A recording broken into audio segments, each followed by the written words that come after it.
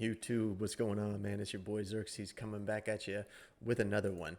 So what I wanted to do today is kind of post a video. I know it's been a while. Hope you all been well, by the way.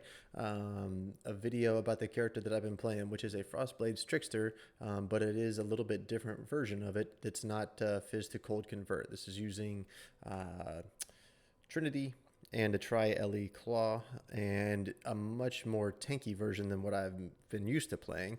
And the reason for that is because I wanted to see if I could push to 100, and also see if this build was something that I might consider playing in solo self-found hardcore in the future. Big shout out to Zish, by the way. He was the one that kind of inspired this. He played this exact character that I'm playing recently in SSF HC, got it to 100, was able to kill some Ubers on it, and it looked really fun. So I figured I would give it a shot. I actually did roll a character in SSF HC, got it to 97 after grinding for about 13 or 14 hours, and then, like a dummy, rolled a reflect map and killed myself. And so I was pretty devastated at that point. Didn't really want to go through the HC grind again, so I just made a character on solo self-found in the new like Necro Settlers League, just because I wanted to check that out anyway. Just wanted to see how far I could push this character. So without further ado, I'm going to show you guys just a beach map here that has El Heisman on it or whatever. And then I'll go over how I built the character. We're going to make this Maven Witnessed, and should be good, I think. Maven hasn't witnessed it yet. No, okay, cool. Let's go. So in terms of when I think you should play this build, if you're going SSF, this is much easier, I think, than a Warden just in terms of gearing. You don't need any uniques to get it going. The Fury Valve and a Taming are obviously very good, but you don't have to have them in order for the build to function.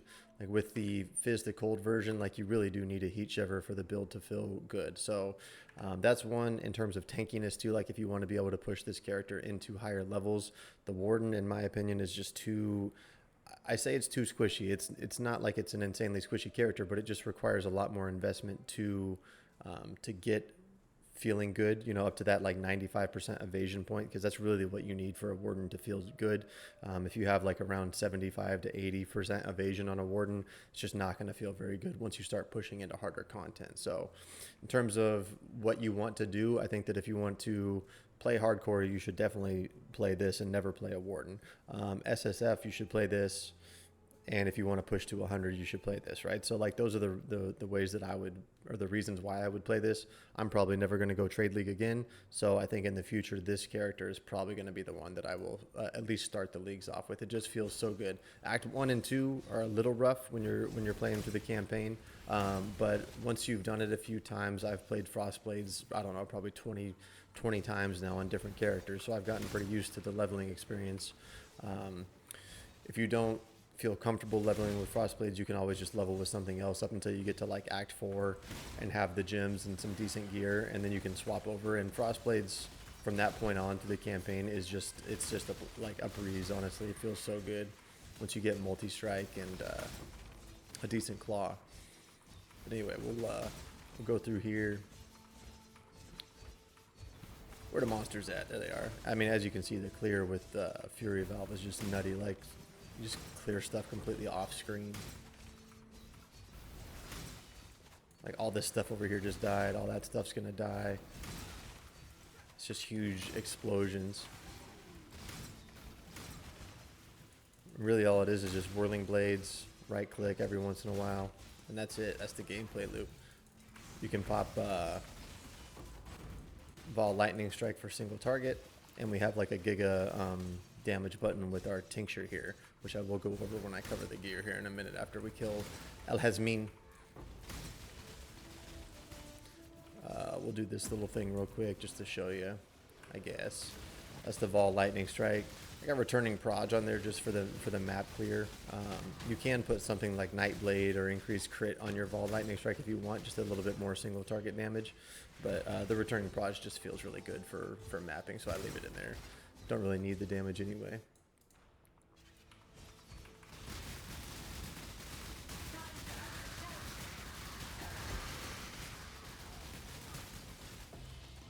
Okay, so there's a bunch of bosses dead. And then for El Heisman, I guess we'll swap over to Lightning Strike just to show you what the single target kind of looks like. We're not going to have VLS up right away, but that's okay. Make sure we keep our... Oh, I did it too early, but whatever.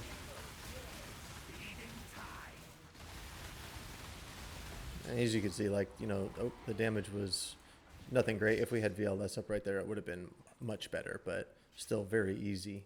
Take down all the bosses on. So let's go back to the hideout here. I'll go over how I built the character and show you some stuff that you could look to upgrade if you wanted. Okay, so like I was saying, this is a life and energy shield combo character here. So as you can see, we got 4,300 life and 3,600 energy shield, and these numbers can go up much higher. I think Zish had like 12 or 13,000 combined total EHP between life and energy shield, which was crazy.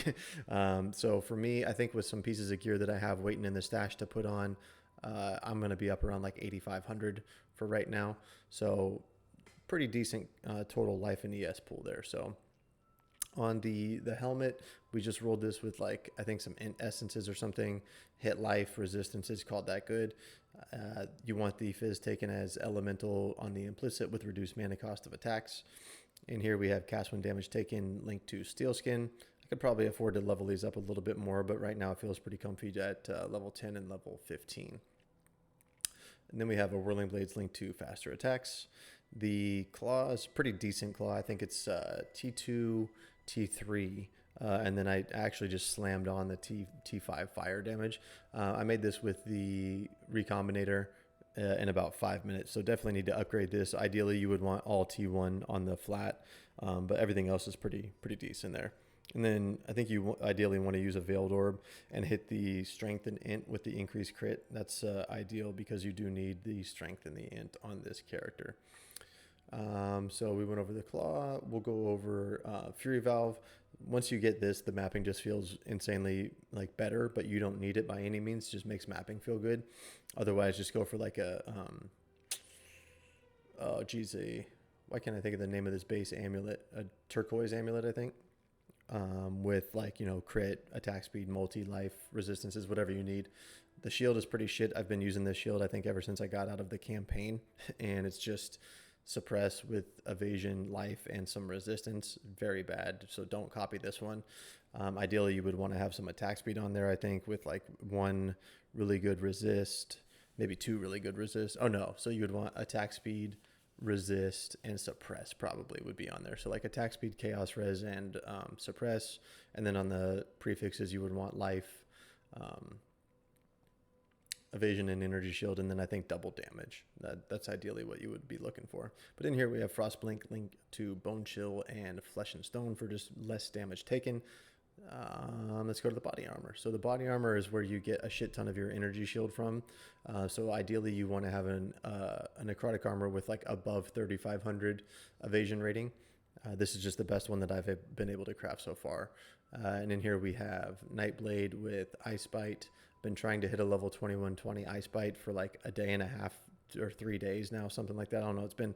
I've done like 6 full rounds of leveling Ice Bites, and I haven't gotten one 2120. So I've been getting giga unlucky, but I did get a 2120 multi-strike, and we have a 21 Frostblades. Quality on Frostblades you don't really need, so just level them up to 20 and vol them. Hopefully you can hit 21. And then Energy Leech. So Nightblade, Ice Bite, Multi-Strike, Trinity, Frostblades, Energy Leech in here. And then just on the body armor, Suppress with Evasion ES and Strength and Int. This, like I said, is kind of shitty. Ideally, you would want a much better chest than this. Taming that I got rolled pretty good. What did we get? We got 27 to the all res and then 36 on the LE damage, which I catalyzed up to 20% for the LE damage. So we get 43% increased elemental damage with hits and ailments for each type of ailment that we have on the enemy. So this is a giga damage multiplier. Get yourself one of these as quickly as possible. If you don't know how you get this, you combine all 3 of the barracks rings. So as you can see here, there's Barracks Pass, there's Barracks Grip, and then the third one is Barracks Respite.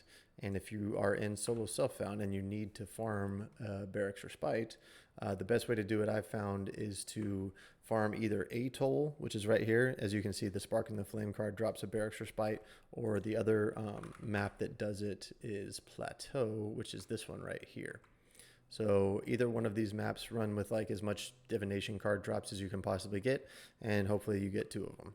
Once you have the respite, you just take all 3 of those rings, vendor them, and you will get a taming in return. So that's how you get one of those if you don't know. The other ring is just a Giga Chaos ring with life and some other resistances. This is like absolute shit, but it helps me with my resistances right now. The gloves, we have Phantom Mitts, which have the non-vel strike skills, target an additional enemy, with Pierce on there. And then we just kind of like threw together something that had some attributes that we needed, I think, and then some life and resistances, damage while leeching. And here we have Enduring Cry linked to Urgent Orders. So this is just how you get your endurance charges. So once you get near a pack, you just hit Enduring Cry, and you'll go up to 3 endurance charges, and they last like 30 seconds. So you really need to only push that button once every 30 seconds. Not a big deal at all. Definitely helps with your survivability. And in here we have Herald of Ice with Wrath. The boots, these are pretty, like I say, they're pretty shit. It's a shit base, but they rolled pretty well. So you have triple res on here with, I think it's like T1 or T2. Yeah, T1 evade and crafted movement speed. You need the chance to avoid being chilled craft on here. So if you don't have this and you don't have this Pantheon right here, you need to, what was I going to say? Now I can't remember what I was going to say. Oh, take one step ahead. Duh. Yeah. So before you have this Pantheon and that boot craft, when you level, the very first ascendancy point that you should take should be one step ahead. And then once you get those 2 things, you get the Avoid Being Frozen Pantheon and the Avoid Being Chilled bootcraft, then you spec out of this and spec it into one of these 2 right here. So your ascendancy order, just since we're on the topic, should be one step ahead first, and then I went Escape Artist, and then I think I went Earned. It doesn't really matter too much, I don't think, you know. So one step ahead, and then I'm pretty sure after that I went Escape Artist, then Polymath, and then this one. One thing that you can do as well is you can go Spellbreaker. I've messed around with both of them. The attack speed for me feels really good right now, but I think at some point it might feel better to go over to Spellbreaker, so that's one that you guys can mess around with, right? So anyway, I'm getting all sidetracked. So boots, elusive effect, and then brittle ground, and the implicits, life, evasion, energy shield, resistances on there. And then this is where we have our Vault Lightning Strike setup, which is rage. Returning projectiles, like I said, you can swap this out for something different if you want a little bit more damage. I think Nightblade is actually quite a bit of damage if you put it in there. I just like returning prod for the map clear. And then Culling Strike and Lightning Strike. And then the last piece is a Stygian Vise. Ideally, what I would hope to do here is annul the mana off and then slam it with a Redeemer Exalted Orb. And you can hit damage against chilled enemies, which would be, this would be a pretty good Stygian Vise if I could hit that. So that's the plan anyway. And then in here we just have a life with triple flat damage to attacks on there. So that covers all the gear. The flasks, real quick, you want a silver, a stibnite, and a diamond. And the suffixes on there that you want are crit, avoid being stunned, and evasion rating. So the reason we take the avoid being stunned one is because, you know, we have 50% there. And then as you can see on the tree, we have a bunch of green spots tattooed, which avoid being stunned too. So we have 5 of these tattoos right here. So that's 50%. So as long as our flask is up, this one, we have a 100% chance to avoid being stunned, which I think is worth the investment for sure, because being stunned just does not feel good, right? So avoid being stunned, can't be frozen. We do have, depending on what your content you're doing, sometimes I'll be running the reduced effect of shock if there's something that I think is going to be shocking me. Most of the time, since I've been running red altars, I just use the burning ground one, but you can swap between a lot of these freely depending on what content you're doing. But you always need to have this avoid being frozen one on until you get If you can get like a Storm Shroud or something like that, then you can go full ailment immune, but in SSF, that's kind of hard. And then the tincture, you want one with increased effect. I think it might honestly feel better to get a little bit less effect, but not have the increased mana burn rate. So I'm going to try and roll another tincture here pretty soon and see how that feels, because sometimes when you pop this tincture, it does burn your mana down pretty quick, and it feels like shit, honestly. So I'm going to see if maybe getting maybe like an 18% effect without the mana burn rate feels a little bit better, but we'll see. Anyway, rambling. Let's go over the passive tree real quick, and then we'll get the hell out of here and leave the video there. I will include the POB down below just so you guys can take a look at it if you're curious. Definitely, not perfect gear or anything that I have here, but it's a work in progress until I can get some better stuff. So pretty standard Trickster stuff in here. There's nothing too crazy to talk about. With this version of the build, we do go up here and take these like evasion and energy shield nodes. We take Ghost Stance, which is just another defensive layer, some life and ES nodes here. And then other than that, it's a pretty standard. There's some evasion and energy shield nodes here that we take too. It's a pretty standard like Trickster Frostblades tree, nothing out of the ordinary.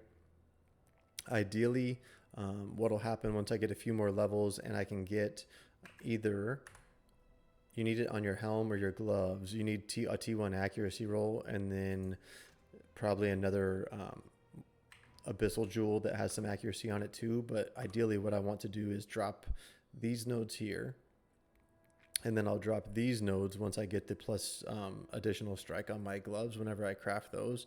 As you can see, I'm saving up some Maven orbs right now. I have 6 of them right now. I'm going to save up till I get like 12. Hopefully that'll be enough. I don't know. After watching Zish do his, it might not be, but that's the plan anyway. And then you go into a cluster jewel setup. So in terms of what I could do to further this character, I would drop these points here, drop these points here.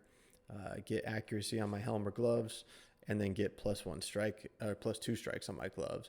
And then what that allows us to do is open up for a cluster jewel that has increased effect, attack and cast speed with cold skills, probably energy shield, and like all stats or something like that. That would be like the GG cluster jewel. So that is the plan for the future.